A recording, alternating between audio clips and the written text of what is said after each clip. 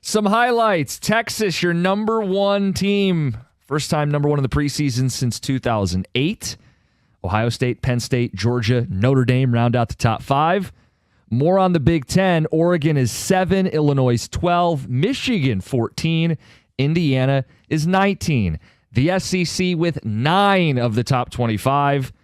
Clemson's your highest ACC at 6. Arizona State, your highest Big 12 at 11. And Boise is the only non-power team there, 25th. Tom, you got questions? Yes, I do. And you did mention quick. I saw Clemson got 2 first-place votes. I found that interesting. All right, but Texas got the most first-place votes. Are they the team to beat? And if not, who is? Well, this is a great segue because I'm going to say it's Clemson. How about that? Because I have some questions about all the teams in the top 5. With Texas, this will be the first year for Arch. It's a brand new offensive line. Centers, tackles, critical protection. Look at the quarterbacks, and then you might say Penn State's loaded, but it's Penn State. Clemson returns Klubnik. They return an offensive line. Their head coach has won 2 national titles. I'm going to put Clemson at the top.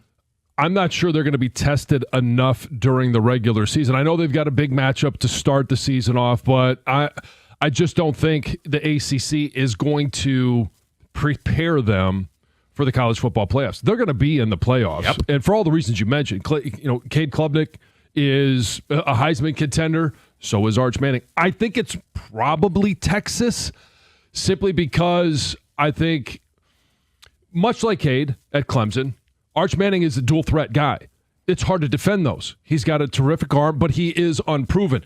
I do look to their receiving core. They have been a machine at producing really good receivers. And they've got another couple of them this year. They did replace their left tackle, who was, highly sought after last year in the draft, with Trevor Gooseby, a redshirt sophomore. I think he's going to be one of those guys we're talking about in another year or so in the draft. So they've got plenty of talent up there. I think it's most likely Texas. I don't know that they go wire to wire, but they're probably still the team to beat. Just quickly again, we did this a few weeks ago about games we want to see this year.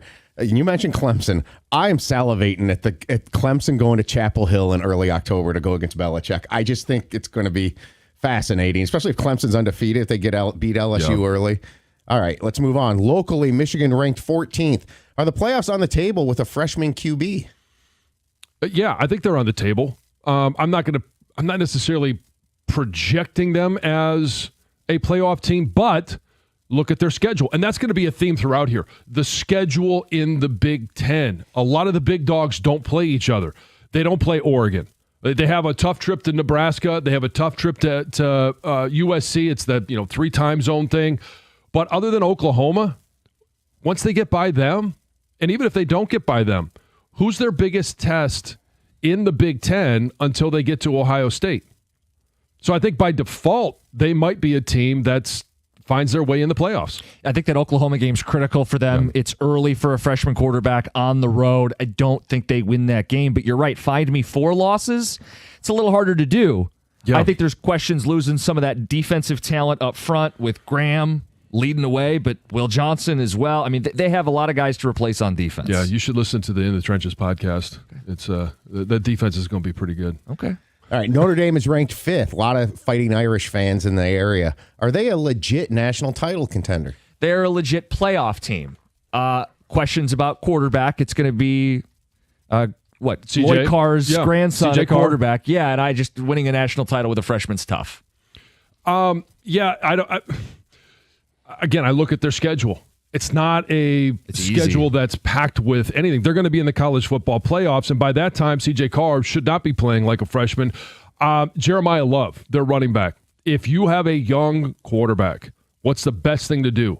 Is to hand it off and let Jeremiah Love do his work. That offensive line last year was a big question mark for me. I mentioned it at about this time last year. Freshman left tackle. They passed those tests. That offensive line is going to be really good. Stout defense. I think they are a national title contender. Just thinking with both Michigan and Notre Dame there, the last two. What about a Michigan-Notre Dame 8-9 matchup? Ooh, there you go. Who's a team in the top 25 that you want to label as a fraud?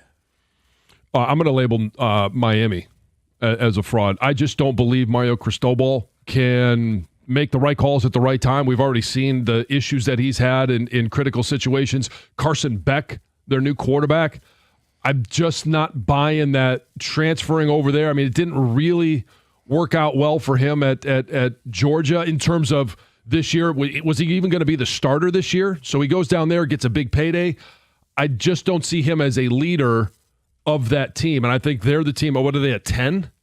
Yes. And I think they're probably the biggest fraud I see in the top 10, but probably the top 25. I want to throw a couple teams rapid fire at you. One is BYU. Their quarterback's gone. I don't think they're going to be ranked. That's maybe too easy. Ole Miss. Last year was set up for them. They blew it. This year they lost that entire D-line, brand new quarterback. I think they'll be good, not great. You want a spicy one? How about the number 2 team in the country? The Buckeyes return only 6 starters, sent 14 players to the NFL draft, including their entire D-line, and they're starting an unknown at quarterback with 12 career passes. That's not coming from the blue wall. That's cookies. All right. Who's a team that's not ranked in the poll right now that might be in the playoff mix? Well, I think this one is sneaky. Utah. Big 12 is wide open. No, hold on. Let me sell you on it. They host Arizona Love their State. Coach. That's the thing, Whittingham, and they got some good trench dudes back, some physicality up front. That's the hallmark of their program. Did you call him Winningham? Whittingham, but you could call him Whittingham. I thought I heard Whittingham. He's won quite a bit there at Utah. Think about it. Tough place to play. They're going to host ASU, Kansas State, Texas Tech, all projected to be heavy hitters in the Big 12. They avoid Iowa State.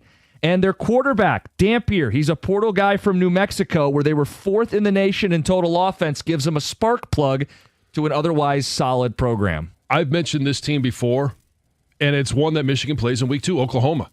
John Mateer is coming from Washington State. Now, a lot of people probably know that much about him, but he is a dual-threat quarterback, over 800 yards rushing, over 3,000 yards passing. They've beefed up that offensive line. They hit the transfer portal, especially on defense.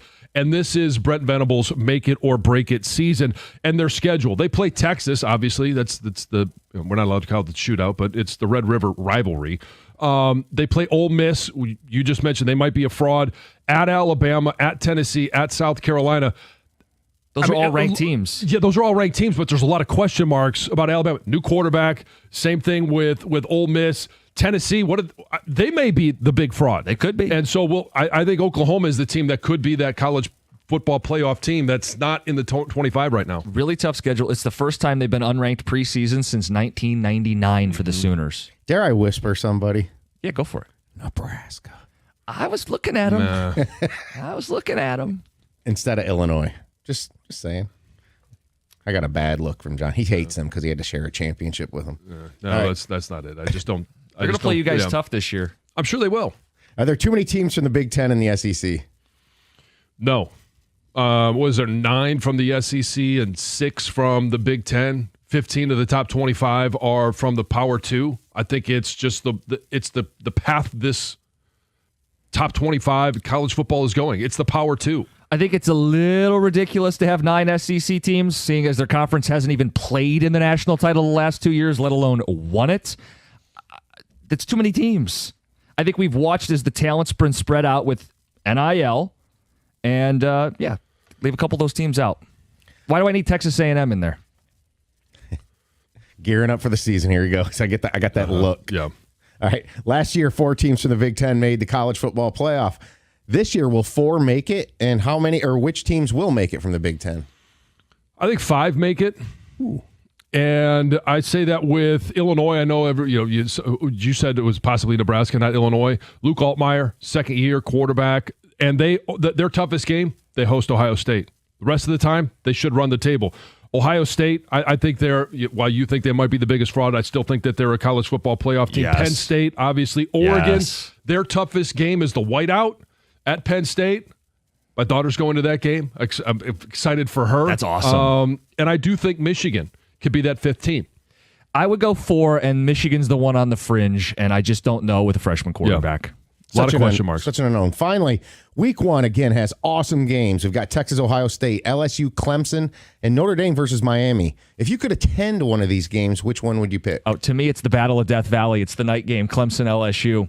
That's the game to go to. 2 high-powered offenses, 2 veteran quarterbacks, slinging it. That's the game. I was thinking about this from a fan's perspective, like which stadium would I want to go to? Because I haven't been to Clemson Stadium. I haven't been to Miami. I don't really care to go to Miami, but this is the first time in the history of college football, number 1, number 2 in the preseason poll has faced off. I want to see Texas at Ohio State. I think it's going to determine a lot for the college football season. It's going to set the tone for the college football season. I think it's going to be amazing. Yeah, and with Arch Manning, I mean, the potential for him to kind of put on a show and kind of become the face of college football for the entire Buckeyes season. week 1 would be awesome. And that is your Tuesday touchdown. College football right around the corner, 97.1.